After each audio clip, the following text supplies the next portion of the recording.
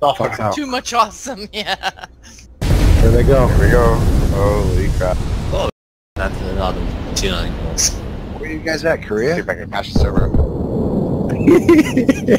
That's awesome. Nice. Well, you All seems to be down. Oh my gosh! Oh, no. How the hell did they get back to me? Oh, I might have accidentally unlaunched some... Do we have Sailor? Hey everyone, welcome to Around the Verse, your weekly look at Star Citizen. I'm Sandy Gardner, VP of Marketing. And I'm Erin Roberts, the executive producer on Star Citizen. So this is part 2 of our 100th episode special, and we are here at Foundry 42, as you can tell, and so we're going to do some special stuff at the UK studio. We have an office tour by Erin himself, and also a studio update by a very special guest, not Erin, and a couple of other very cool videos to show. Yep, and also, before we get onto that, obviously 2.4.1 just came out, so if you guys haven't checked it out yet, please do. Thanks a lot for all the time the community put in to actually helping us with 2.4 and really working out the bugs, but then also with 2.4.1 we spent a lot of time looking at 2.4 and making sure that some of the issues we had in terms of some of the infinite loading screens and some of the other sort of network issues have been ironed out, so it should be a much better experience now in 2.4.1. It's a mouthful. So 2.4.1, and moving on from there into 2.5, can you tell us a little bit about what's in 2.5? Yeah, so on a general basis, we'll probably get into a little more detail with some of the segments you'll see, but we're adding some more content into the Persistent Universe, into Crusader. So you're going to have a new location to go visit, which is a pretty big deal. It's going to allow maybe some of the more criminal elements of the community to be able to have some place to hang out. We're going to have some new stuff that you can buy as well with the Alpha UEE, so we can keep on obviously refining the whole shopping experience and actually to be able to build up your stuff in Persistence. And of course there'll be the Reliant, which is the new ship which you'll get, and there may be a couple of other things that we'll include as well, but we'll maybe keep that as a surprise. Tease. The Reliant Flyable, that is.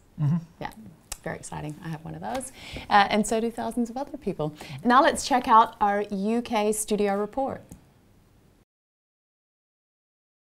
Hi, well, welcome to Foundry 42. The offices in Winslow, United Kingdom. So what I want to do here is show you basically the tour of the building. We're on 3 floors, and at the moment there's 170 at this moment, and there'll be about 184 in the next few months. So as you can see, it's a large operation. So what I want to do is take you around different departments and introduce you to 1 or 2 people. I won't introduce you to everybody like Chris did, because there's too many to do that. We'll be here forever, but I will introduce you to 1 or 2 people, and we'll see what they're up to. So if you come this way, basically I'll let us in the door here. We're on the ground floor. Here we go. As you can see, drinks have arrived to keep everybody hydrated here. So there's going on stuff like that. But here we have, if you have to do a bit of a pan around the office, you can see down this way we have the audio team. Through here in these doors, we'll go there a bit later. Stuff like that. We have the animation team, programming, and then also down through here we have tech design, UI, and also some of our production stuff here. But I'll just wander around. So if we start down here, we'll wander down to the audio team and stuff like that down through here. And here we have Lee Banyard, our audio director.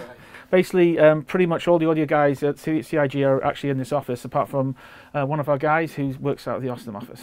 We have the animation team, and we have Ushdin, who's our animation lead. Animation we have split between a bunch of the offices, so we have animators in Austin, and we also have animators in Frankfurt and animators in here. There's a little free place we have in the animation team and so forth and things. And then over here we have programmers. I'll introduce you to Jens, who loves being on camera. And so Jens is basically the lead FPS programmer. We have over here, we have some more of the programming guys here. And we've got Rob, who's, what you're working on, Rob? He's our lead gameplay programmer. 2.5 bugs. Yeah, Rob does a lot of bug fixing. Spawning. More issues we're trying to...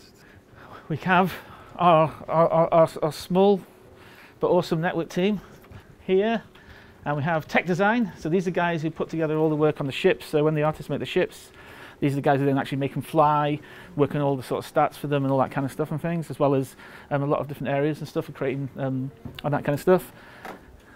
And here we have our lead tech designer, John. Hi. How you doing? Not too bad.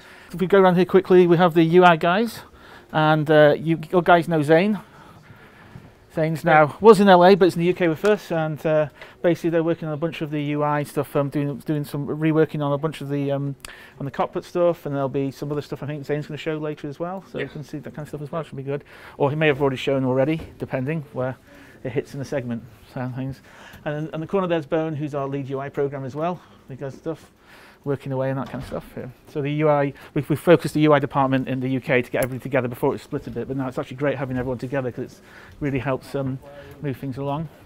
And then, so our production guys, here these three producers led by Ricky on the PU side, and we have basically, we're all working on the PU stuff, so when you see 2.4, 2.5, 2.6, 2.7, these are all the guys, and Ali, who's sneaking off, is basically our technical, our graphics, director of graphics programming, who should be upstairs, but he's down here talking to people, but we may see him later if he pops up in a sec. So that's basically the ground floor. Okay, so we're on the first floor, and here I'll just quickly show we've got like our QA team here, which is the first line of defense when coming to go and fix all the bugs and so forth and things like that. So Phil over there and stuff. Basically we go here, and then of course then we're very lucky to have the community. You guys help support us, so once we go through here and we feel like we've got enough of the when we feel like we've got enough of the bugs and stuff fixed, then we go out, and then the community gets involved to really refine it for us and so forth. But these guys are, when new builds come out, whether it's on a stream like 2.4 or it's the game dev stream, or it's just basically testing different little levels, and these guys all get involved in that kind of stuff and things. So this is this area here. We're sort of building out this area a bit here. This is just an area we've just taken over, so we're basically going to be remodeling this probably in a few months' time and so forth. So then the next section here is we have our dedicated customer support and customer service team here. So when you guys are filling out tickets and so forth, these are the guys who are doing all the work for you and you're talking to. So give a wave, guys. Like that. Hiya. Cool. And through here we have our character and animation tech and art tech teams here, and also production, who are around the corner, but they don't seem to be here at the moment and so forth. But you can see the guys are modelling. You can have a look at some of the stuff they're working on here, different screens and stuff, the characters and stuff, and then Vin on the other sides, technically putting together faces so they move and all that kind of stuff and so forth and things.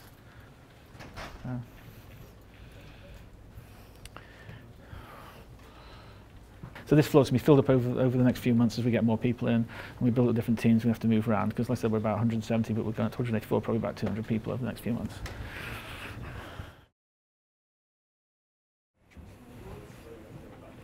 So this floor has the majority of the art department plus the design, and then some and supporting production here. So if we start down this way, we'll go down and see if I can find some of the design guys to talk to, and actually the graphics programmers are here as well. So here we have Phil Mellor, who I know you've seen before, who's our lead designer on Squadron 42. So what are you playing at the moment? Nothing. Well, this PCAP stuff. Trying to sort that out. It's been going well.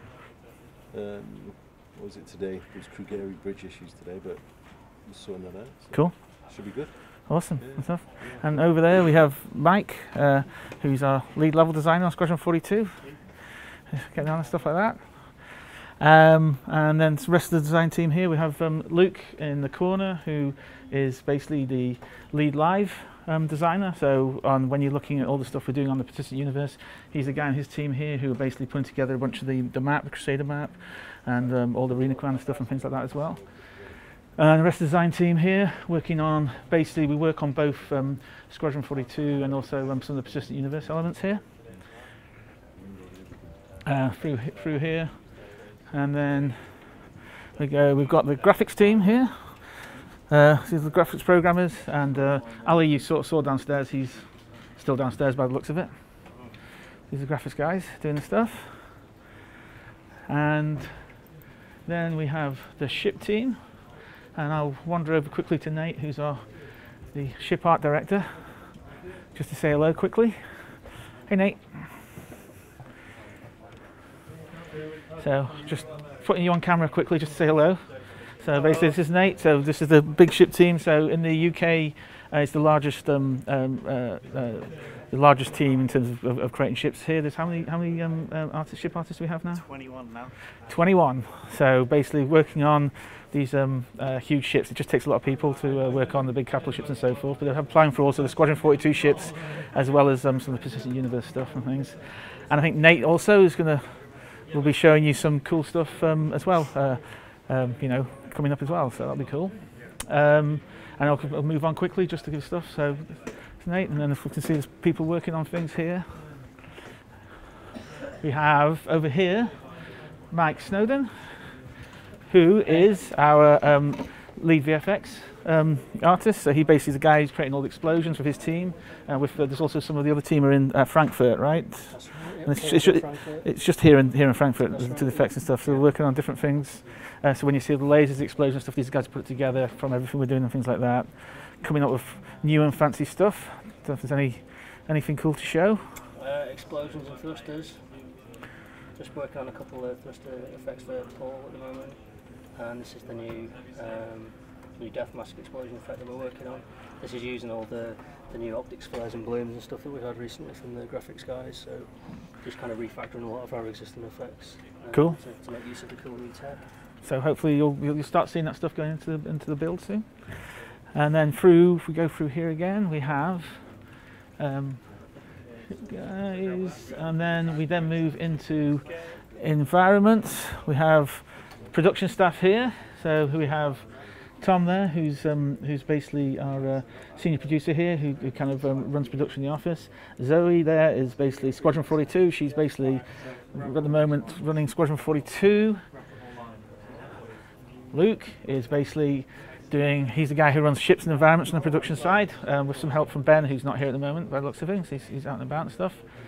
And then as we go through here, it's the environment team and props team. And then come over here, Ian. Hi. Say hello to Ian. So he's our environment art director. So he's running the environment pipeline, stuff like that. So basically putting together concepts for the different stuff, and also and he's also basically once again doing the environments for Squadron and the persistent universe, and then working with, obviously there's a team here. How many environment artists in the UK now? About 16 now in the UK. 16 UK, and then we're working with another, how many in Behaviour? There's 12 with our outsource partners. And in Frankfurt there's about 2 or 3 now, is that right? One. Is it just one? Okay. Just one. We'll probably have some more soon in Frankfurt, sure. Stuff like that and things. So Ian has to coordinate with a bunch of officers around the world, just as Nathan does. So we run sort of pipeline teams, and then they basically they basically coordinate all the ships, they coordinate all the environments, just like all the audio. This runs the same way and so forth. And then we have production teams who work on each pipeline, but also production teams who work on each project as well. And then through here is just the environment guys, and then we have concept. So these guys are basically the guys who come up with a bunch of the concepts and stuff. We have an internal team of, I think it's is it 5 or 6 internal concept guys now, or there will be 6 I think, so moving forward. So starting in the next few days and stuff, so they're working on a lot of different things there. So as you can see, there's everyone's looking forward to the Dragonfly. So. Yeah, it's in progress. With the 3D vehicle team. That's right, it's going on stuff and things. So we're basically concepting out, a lot of different stuff here, and then it's more environment and prop stuff. So that is the top floor, and that's really the tour of our office. So thanks a lot, and I hope you enjoyed the tour. And if basically this is where we'll be providing going forward a bunch of material and stuff, and also hopefully going forward on the video side we plan to just keep on showing a bunch of stuff we're doing here, so you guys get to see a bunch of stuff coming out of this office. Thank you very much. Hi everyone, my name's Nick Elms. I'm the creative director here at Foundry 42 here in Wilmslow in the UK. I'm here to give you a studio update report. There's a lot of things happening over here at the moment on both Squadron 42 and on Star Citizen. I know you guys are eagerly awaiting the 2.5 update, so I'm going to first of all hand you over to Ian to talk about what he's been doing with his team on the GrimHex artwork. So this environment's been quite new and unique and successful because it was designed over in our Frankfurt studio. It was art directed and had tech art and VFX and UI support in the UK studio. And then the environment team and behavior has been doing most of the artwork there. So it's been a very collaborative approach and it's been very successful. So it's going to be located somewhere in the Crusader map that you'll be able to find. And it's got like this really new visual style that we're going for. So Port Al-Sar's nice and clean and safe. This is going to be a little bit more gritty, a little bit more cool, with some nice visual cues that we've not seen really before. And that's going to be kind of like a secondary location. So you've all seen Port Al-Sar right now. That's a nice, safe green zone for you guys to spawn. This one's going to be for you guys who tend to play a little bit less fair. I'm looking forward to seeing you guys on Twitch, seeing all the little Easter eggs we put in there, and I think you'll enjoy it. And staying with the GrimHex theme, senior audio designer Stefan Rutherford will be giving you an update now of what his team's been up to on that side. Okay, we're going to start outside GrimHex here. So the audio currently at this stage is it's just somewhere between first and second pass standard. Which means all of the sort of very background ambiences have been tackled, but some of the second pass stuff, such as moving parts like door openings and stuff like that, have been done. But I'm mainly going to show this kind of the background ambient stuff. So first things first, we've got this the airlock.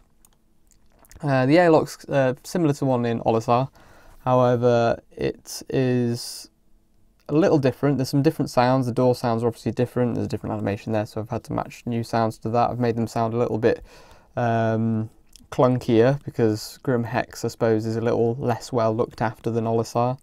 And also, every sort of 1 in 3 or 4 times that you go through the airlock, you get this kind of rumbling and shaking, and some alarms go off, and it kind of gives you a false sense of insecurity that it's all going to go wrong. And then just as everything builds up, all the juddering comes to a sort of peak and the alarms are going off, that all resolves, and then the sort of airlock finish sound comes on. So there's no particular gameplay ramifications to that. It's just a fun thing that I put in just to make it feel that little bit more rickety every now and again.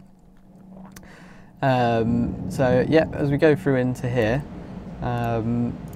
one thing to note is that the ambiences are done a little differently than we've tended towards in the past, in that they're all placed in 3D space around the environment. So I've got the audio debug on, so these little text things, you can see where sounds are. What you'll find is as you go around the environment, the kind of tonal character of the space changes, you know, every step you take. So the idea that I had in my head was I didn't want to ever have any very static 2D ambiences or that are just on boxes and areas.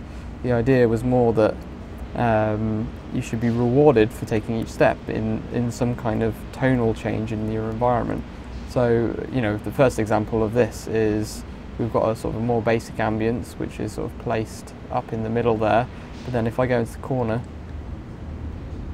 it gets rumblier. So we get sort of a darker sound in the corners as we move through. And again, the sounds change. Sounds a little different up here.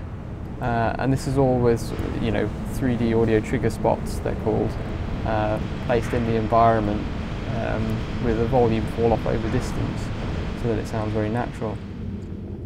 And you can come through here, it's one of the exits. You'll find if you come over here, you can hear some wind coming gently from this grating and some sort of subtle metal contracting. and the environment's full of details like that, and the rumbly corners. And then we follow it through. We've got the lift here. I won't actually bother using the lift because I haven't made the sounds for it yet. So now we come out into somewhere. Here we go. We're in the main area now. I took a lot of inspiration from things like Blade Runner. I really like the kind of busy sound of the cities in that film, and I've kind of tried to make it sound a little bit like a sort of a sci-fi pirate bazaar, I guess, in this main area, at least anyway. And again, it's all different sounds as you move through. We've got ourselves a little corridor down here. The tonal character changes again. Hopefully, like I was saying, we'll just keep things interesting. There's some of the hab modules over there which we can go and have a look at. I'll show you those today. Some more ambiances. And then you can come through into this, what we call the chasm.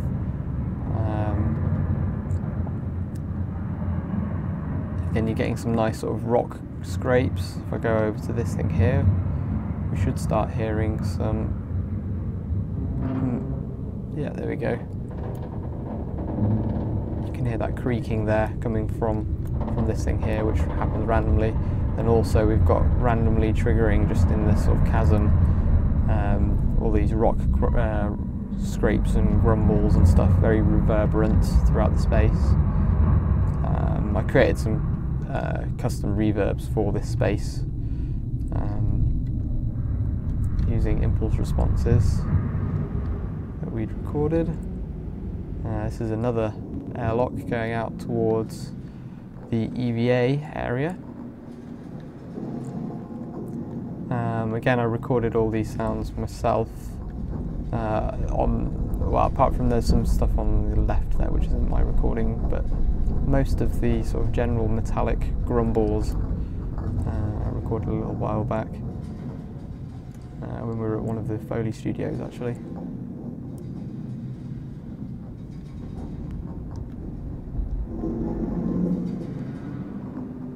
And then you can kind of come through and you get a sense of how that changes as you move out through the environment. So yeah, that's pretty much the sum of what I've been working on in GrimHex at the moment. There's obviously a lot more areas in GrimHex that I've not shown, but hopefully that gets an idea of where we're going with it for now. So yeah, I hope you've enjoyed that insight into what I've been doing with the sound in GrimHex. Thanks for listening.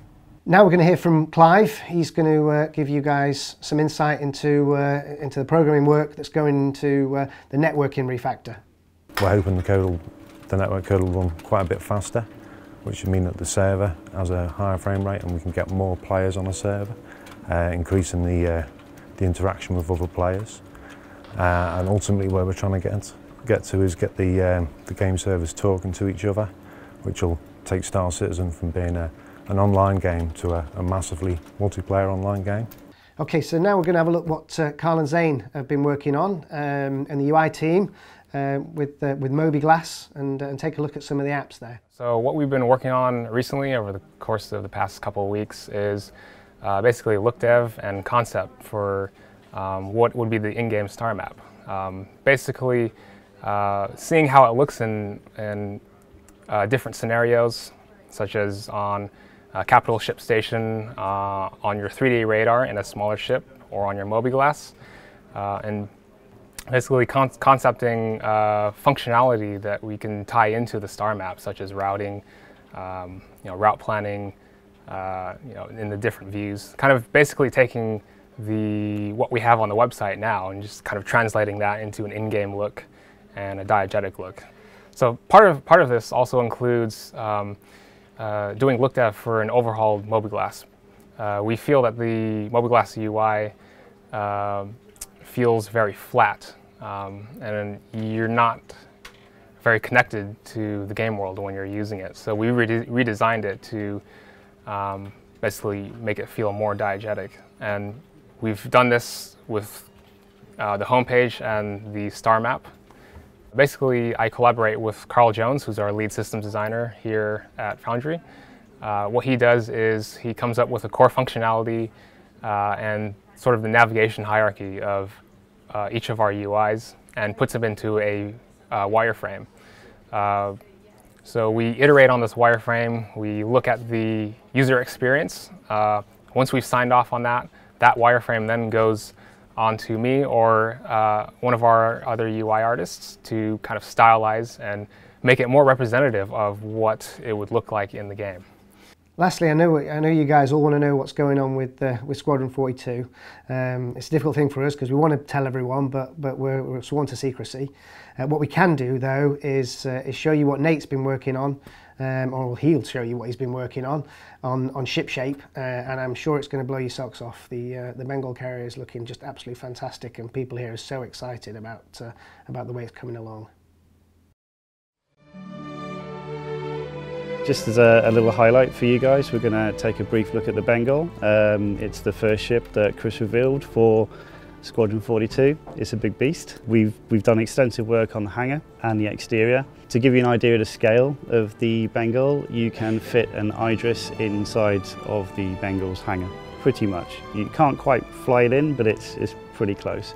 So it's a huge undertaking. It requires a lot of investigation into different lighting techniques, different construction techniques, different meshing techniques.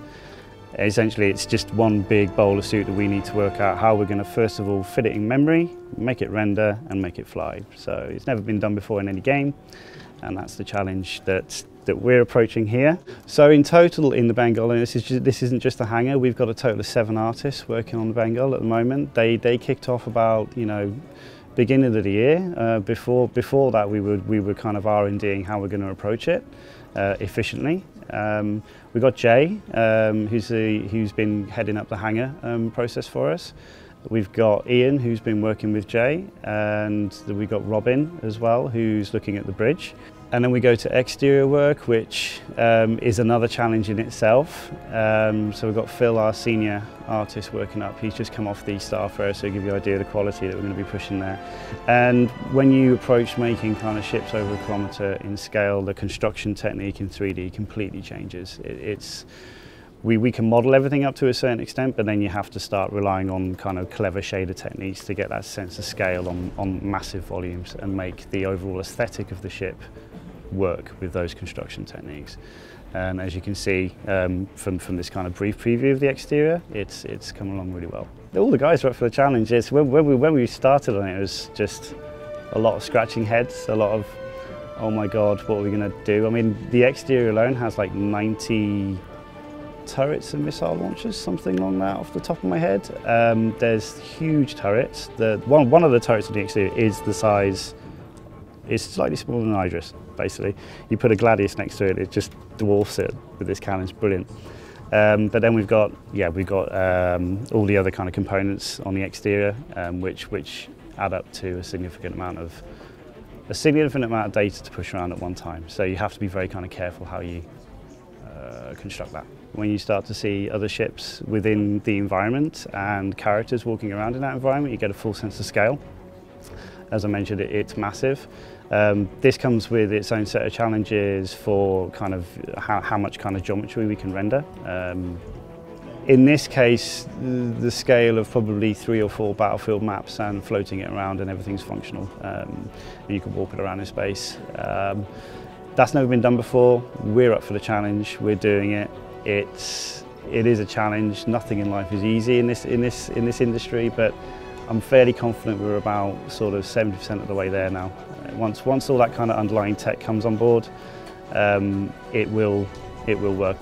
As you can see, it's looking beautiful. So, yeah, that's the challenge that we've got for the next, should we say, 3 months. I'd estimate it'll be done. Yeah.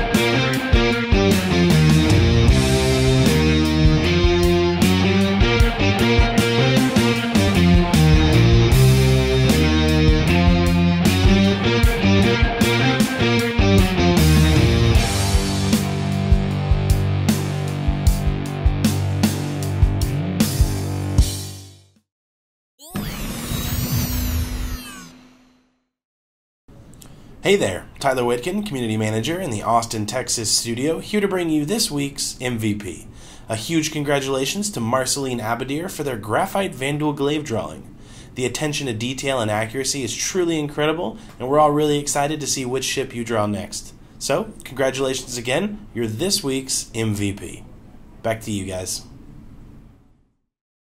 And just in case you were wondering where Lore Makers went, that actually aired yesterday, aired in full yesterday, and you can check out the link here. And thank you to all of our subscribers for continuing subscription. We are able to now improve our video content as we were doing, so we hope you really enjoy the new format that we have. And so we've got I just brought a couple of cameras up to our UK studio, which I'm going to leave here because we got some new cameras in LA. And also Austin and Frankfurt, we are starting to get more video content there. So we're going to get the UK guys on camera a little bit more. Aren't you excited about that, Aaron? Yes, yes, we are. The UK people enjoy being on camera. But no, absolutely, it's fantastic. So we're actually going to basically be able to bring a lot of new content from the UK office. There's coming on about 170, there'll be 184 in about a month's time here, and there's a lot of the pipelines are from the UK office, so it will mean that actually we should be able to provide a huge amount of insight into a lot of the work going on in Star Citizen and Squadron 42. Yeah, I'm actually very excited to see this episode myself because Aaron told me some cool stuff that's going to be in this show. Of course, it would not be an ATV without checking out ATV's Fast Forward. Take a look.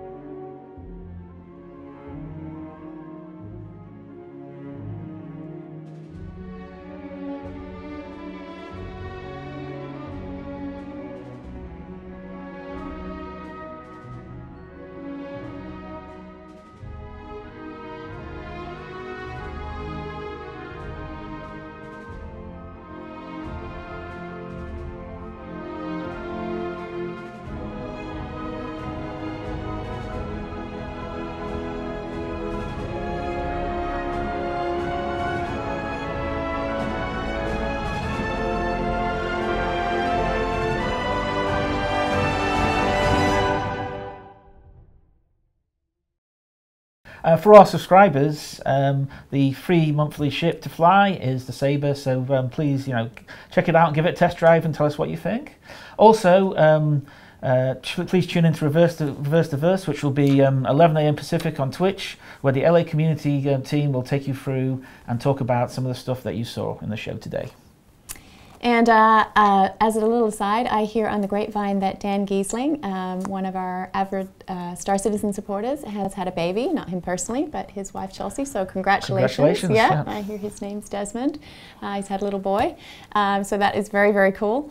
Shout out to you. And finally, as always, thank you to all of our subscribers for making this show possible. We will see you next week on Around the Verse for part 3.